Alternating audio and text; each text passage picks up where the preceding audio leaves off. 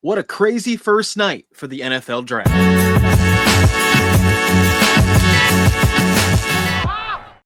Hello, everyone, and welcome to the 32 Blueprint. I'm your host, Christian Rao, and welcome on in to the post show of night one of the NFL draft. And what a wild night it was.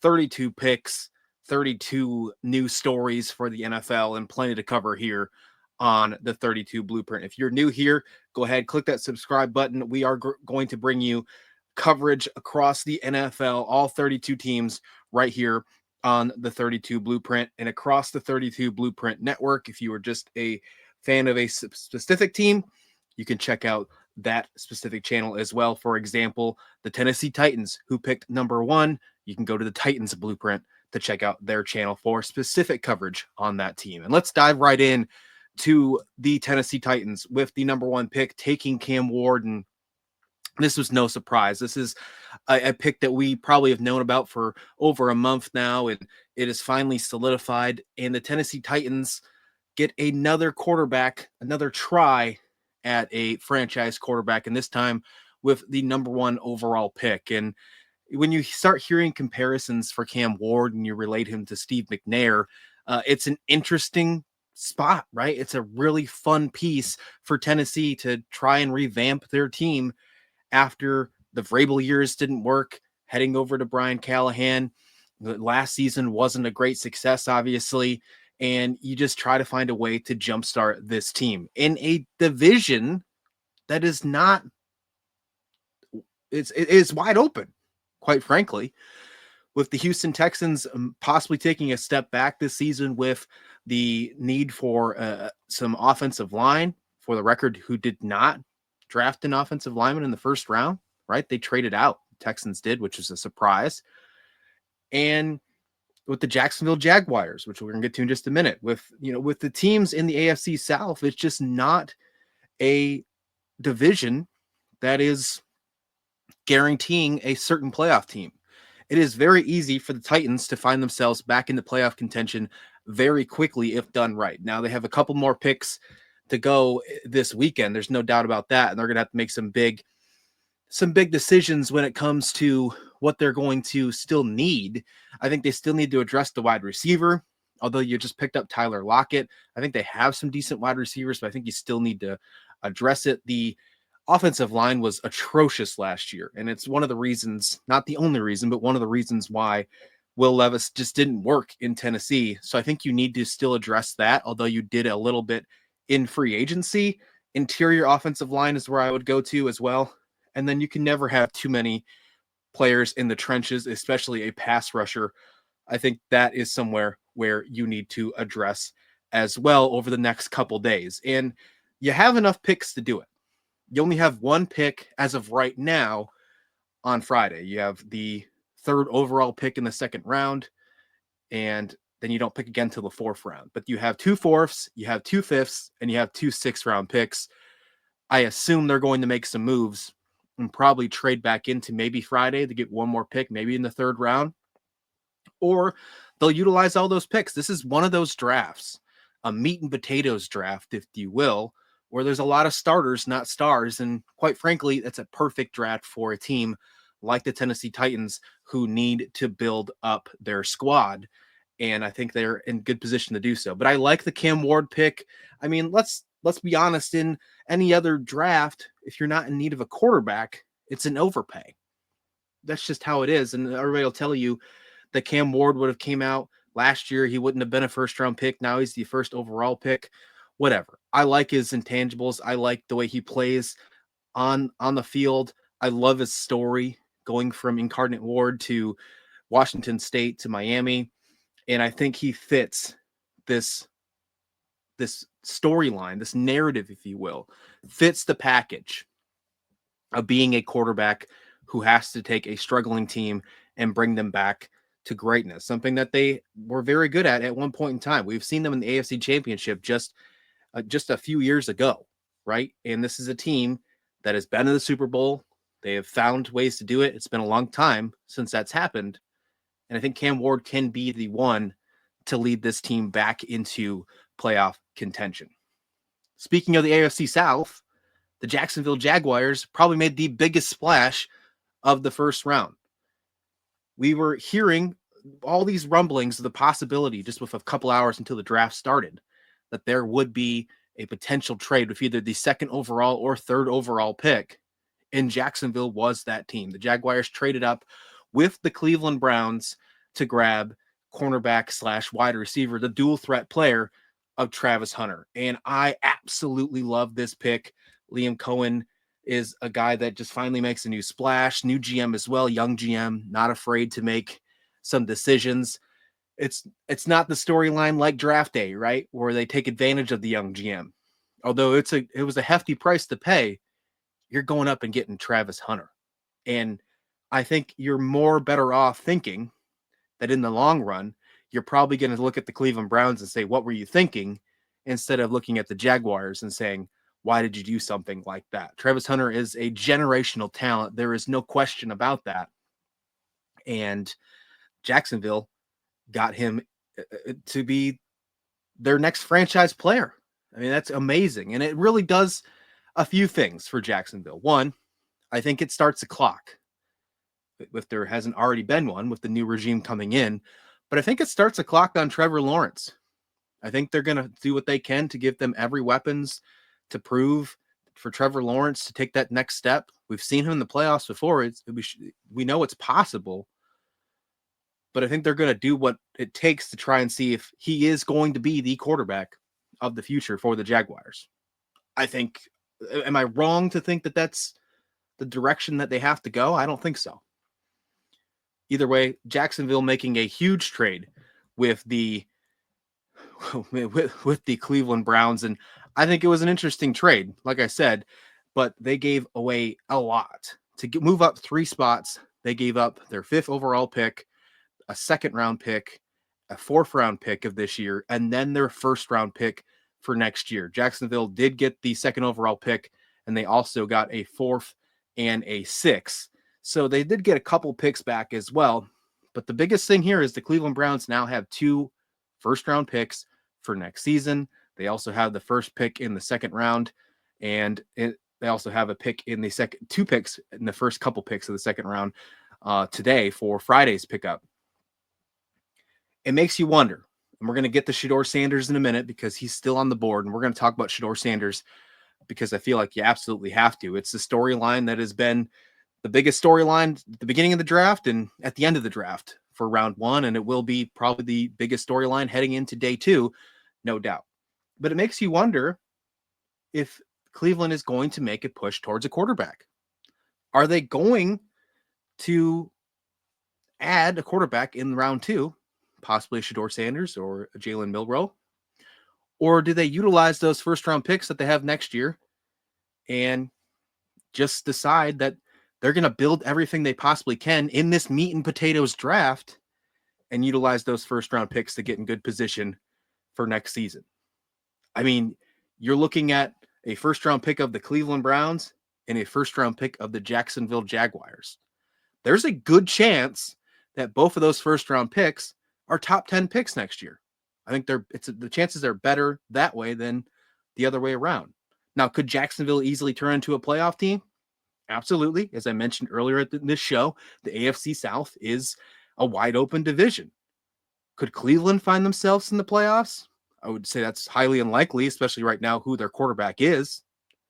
But again, you never know. AFC North is a crazy division, though, so I'm not leaning in that direction. But just hear me out for this. If Cleveland decided to skip on the quarterback, maybe they grab one in the later rounds, but when I'm thinking of this, I'm thinking Shedeur Sanders. They decide to skip on Shedeur Sanders on Friday with their 2nd round picks, and then they build elsewhere. They go to other positions, right? They have Joe Flacco on the roster. They have a couple other quarterbacks on the roster. You picked up Mason Graham, defensive tackle. You started building in the trenches. You have 2 2nd round picks, 2 3rd round picks, a 4th round pick, a 5th, and a 6th. I mean, you have the right tools. You have everything you need to just build up offensive line, wide receiver, linebacker, maybe some more secondary, and then focus on getting the quarterback when you have a team ready to roll and take that next step forward. It's not, maybe not the best feeling in the world if you're a Browns fan, but could you wait one more year? Could you add a couple more quarterbacks to that jersey of running names for this season? Because you're probably going to have to run through a couple of them until you finally go get your franchise guy, like an Arch Manning. Is that something? Is that possible? It'd be an interesting concept for sure. You never know. Let's talk about Shedeur Sanders, though. Go a little bit out of order here since we're on the topic. There was a conversation that he would have went possibly second overall to the Browns, third overall to the Giants. Never happened. Then to the Saints because of the whole Derek Carr issue. Never happened. Then he slid down to the Steelers pick, and you thought, oh, man, he landed right in the lap of Mike Tomlin, who's waiting on the answer of Aaron Rodgers. Well, Pittsburgh stuck to their guns and went to the defensive line, got Kenneth Grant they went and got Derek Harmon from Oregon, an absolute stud, by the way, and they passed on him. The Steelers don't have a second-round pick, so you got to think they're out on Shedeur Sanders, unless he somehow falls to the third round. Is that possible? Absolutely, by the way. Adam Scheffler came out with a tweet right after the first round was over and talked about how there's not that many quarterbacks over the last couple of years who have been drafted in the second round. Not at all. I think that the only quarterback drafted in the second round over the last two seasons has been Will Levis. So that's something to keep in mind there, that there's not that many second round quarterbacks over the past few seasons for that to happen. Now, things change, right? Shedeur Sanders, Jalen Milroe, Tyler Shuck, all who had mock drafts at some point for those players to be in the first round. This is why you can't always believe mocks. They're fun, but you never know what's going to happen. Is Shedeur Sanders a clear pick to go at the very top of the second round? Will Cleveland do it? I mean, in honor of Lee Corso, who's retiring from College Game Day and week 1 of college football, let me just say, not so fast, my friend. I think there's a possibility that Cleveland could look elsewhere and start building from their trenches. If they were smart, if they will take that route, though, they trade out at 33. 33 has this weird feeling of trade value, right? It's the first pick of the second day, right after the first round of all the hype. It's your first pick in the entire draft where the 5th-year option is gone. And if there's one player on the board that some teams just really want to make sure they get to, they might overpay. And you're not on the clock until 8 o'clock Eastern. So you have hours to talk to front offices to make a trade, meaning that you can shop around, you can sell the highest bidder. You don't have to worry about doing it in 10 minutes. So 33 is a great spot to be at if you're a team who is looking to trade down. So if I'm Cleveland, for the record, if I have 33 any year, I'm looking to trade that baby down because I feel like the value is always great to move on from that pick, especially since you already have a pick just a few picks later. And if we're talking about trying to build a team up and potentially trying to build up your draft resume for the following year, it's a perfect aspect to do so. So if I'm Cleveland, that's what I'm doing. I'm skipping on Shedeur Sanders if I'm Cleveland. I'm building everything else around me. I'm dealing with the veteran quarterbacks I have. And then I'm building my trenches and I'm focusing on next year. And that's when I go get my franchise quarterback. Because we're not going to have these 2 years in a row of these quarterback play where that doesn't happen. And then look, in the 5th or 6th round, you can get a quarterback as well. You can do that in the 5th or 6th round and throw a possibility and see if at 6, find a Russell Wilson in the draft. Could you do that? Great. And then you can have a great assets draft next year to keep building on your team and turn into a contender instead of a potential fringe playoff team in 2026 and 27.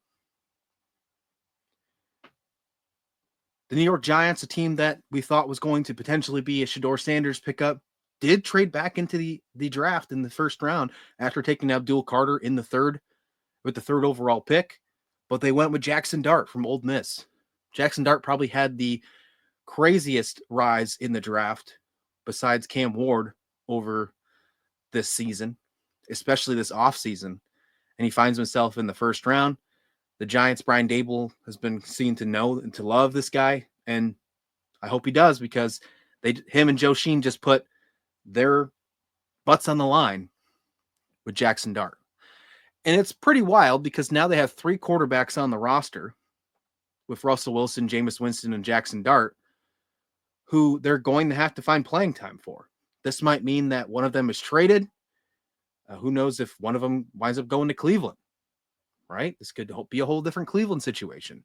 I know Russell Wilson found a way to talk to Cleveland in a meeting before he signed with the Giants in a get-to-know-you phase. Maybe that's a day 3 pick. Maybe the Giants already have something up their sleeve. Or maybe it's just a strict release of Jameis Winston or something like that. Who knows? But the fact that they had this many quarterbacks and one of them was Jaxson Dart, who they had in the first round, and you have a front office / head coach that are on the hot seat, I don't think Dart's sitting for very long. I think we're going to see him start pretty soon at some point in this next season.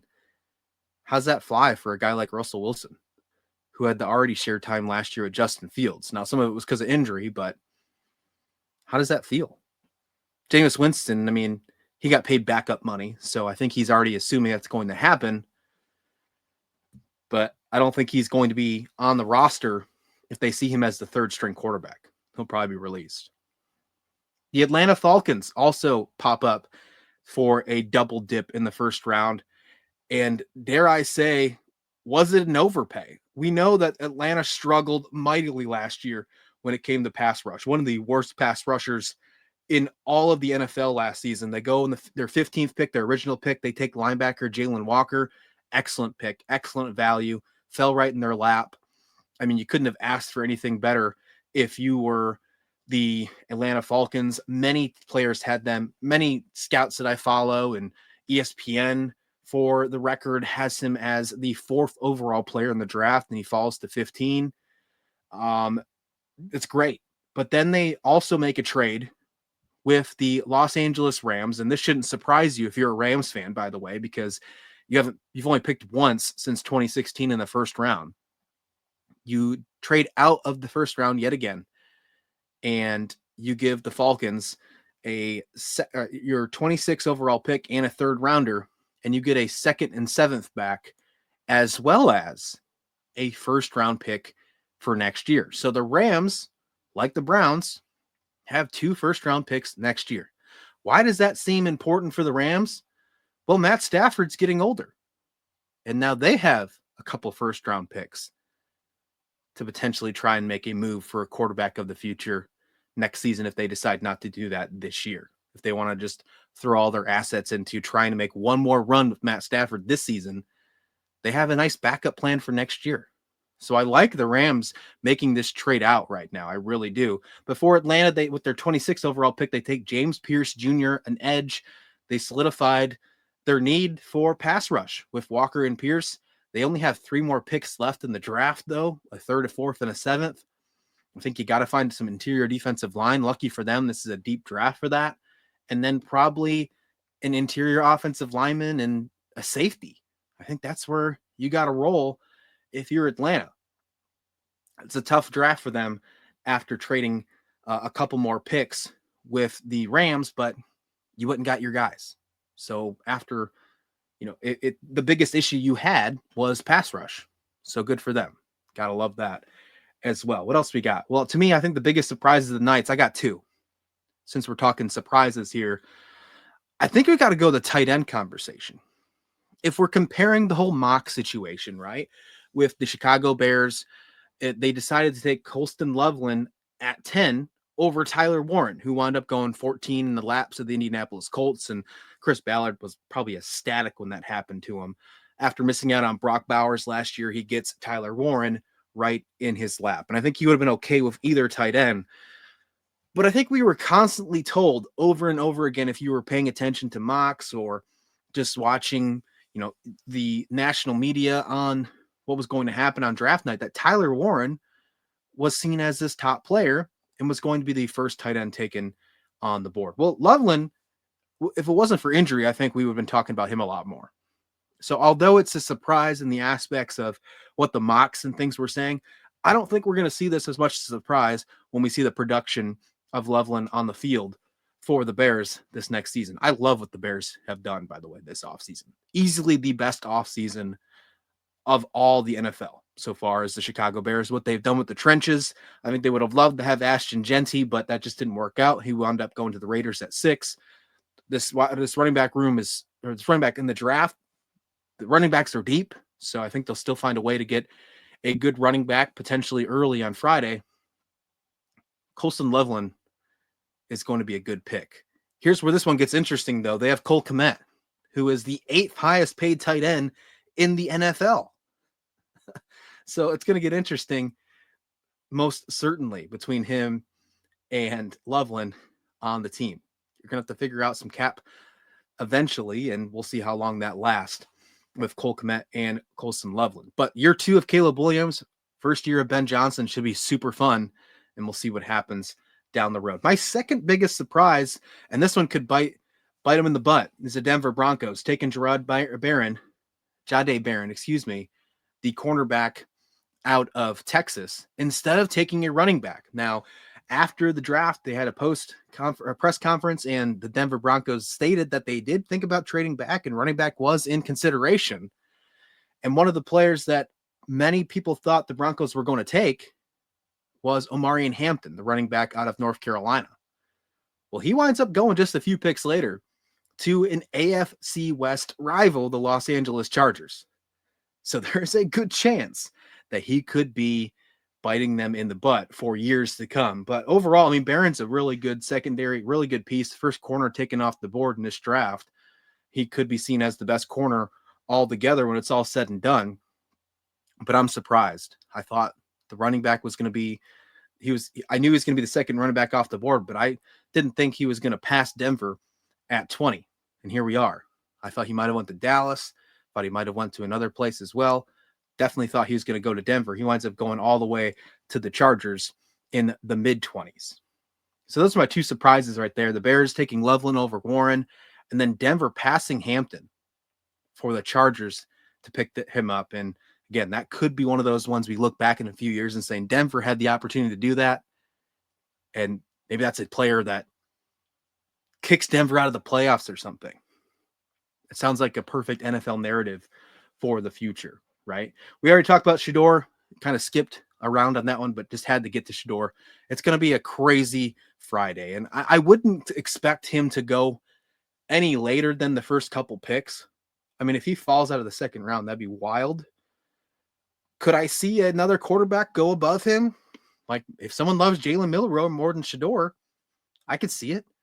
I mean, the teams that are in need of a quarterback right away, possibly right away, the New Orleans Saints and the Cleveland Browns, who hold 33, are the two that I think of right off the bat. But then you have some wild cards, like the Rams, although who have 2 first-round picks next year, could think about getting their quarterback of the future to sit behind Matt Stafford in this year's draft. You got the Pittsburgh Steelers, who would love it if probably Shedeur Sanders fell to round 3. And then you have some other teams, like the Vegas Raiders or the Seattle Seahawks, who could be looking to solidify their future past Geno Smith and Sam Darnold. So there's some teams that are still going to take quarterbacks. It just depends on if it'll be a second round grade on these quarterbacks. And I think that's why we've run into this issue with quarterbacks taken in the second round over the last few years. If you need a quarterback, you take them early. But if you don't need a quarterback, if it's not a primary concern, then the value in your mind is lower. Not because of the player they are, but just because of the positional need. You only need one quarterback. You need multiple safety or multiple corners, multiple defensive ends, multiple offensive linemen. Just the way the game is. So there's a couple players that I do like in the top of round 2. There's a couple that fell, and that always happens every year. Players like Will Johnson, who fell, who is seen as one of the best corners in the entire game when healthy, but I think there's a lot of medical issues on him with his knee injury, and that's why he fell out of the first round. When he was healthy, especially after that national championship run at Michigan, he was seen as a top 5 pick, and now we're talking about him in the second round. I think regardless of injury concerns, he'll go early on Friday because he's worth a risk now. without that 5th-year option with that lower salary cap value. So we'll see a team take a chance on him. I think the best corner left on the board, with the exception of Will Johnson, with other injury concerns as well, but Siobhan Ravel Jr. out of East Carolina, dude's a stud. He's going to go early as well. There's a lot of running backs on the board. Both the Ohio State running backs are still there, all but 2, right? All but Genty, all but Hampton are on the board. And I think we're going to see a pretty decent run. I'm going to go with, there's going to be a couple early on the 2nd round, but I think we're going to have a huge run to end Friday in the 3rd round of running backs. I think we're going to see a huge run. Cam Scattaboo, DJ Giddens, RJ Harvey, Devin Neal. I think we're going to see those type of running backs go on a Friday. And then there's a couple wide receivers as well that I really like. Jaden Higgins out of Iowa State, Luther Burden III out of Mizzou. I think those are absolute steals. I think if Burden goes in the 40s, if he finds the way to go even down to the 40s and is not taken in the first 8 picks or 7 picks or so on Friday, I think he's going to be seen as the biggest steal in the draft. And I think he might already be the biggest steal in the draft, but if he goes that far, then I think we have to maybe start reevaluating the way we think about these drafts moving forward. So those are my 5 right there. There's a couple other players like Mike Green, who had a great Senior Bowl. Was some people mocked him in the top 10, still sitting there in the 2nd round. I know there's some personal problems, off-field issues, if you will, with him. So we'll see if that's maybe pushing him down the board. But overall, that was a fun 1st round. That was exciting. And I think it's going to get even more exciting on round 2 and round 3. So be sure to come on back, tune into us here on the 32 Blueprint. We'll have you covered as we get ready for another great portion of the NFL draft. And now that we've got this started here on the 32 Blueprint, we're not going away. We're continuing this year, getting this type of coverage every single day on the show. And we're going to also have stuff for every single team across the platforms. So again, if you are looking for all 32 teams and you're looking for just NFL straight coverage, you're at the right place here at the 32 Blueprint. But if you want just your specific team, check out Bills Blueprint, Cowboys Blueprint. Just search it on YouTube, whatever your team name is, space Blueprint, and it'll be there. Hit that channel. They're growing. They're brand new channels. So be some of the first subscribers to get them in right now, because we're going to drop reactions to everything happening with those teams across the coming days with these draft picks, everything up to the season and more. So be sure to check that out. But we'll be back here with another episode tomorrow as we continue to covering the NFL draft. Take care now.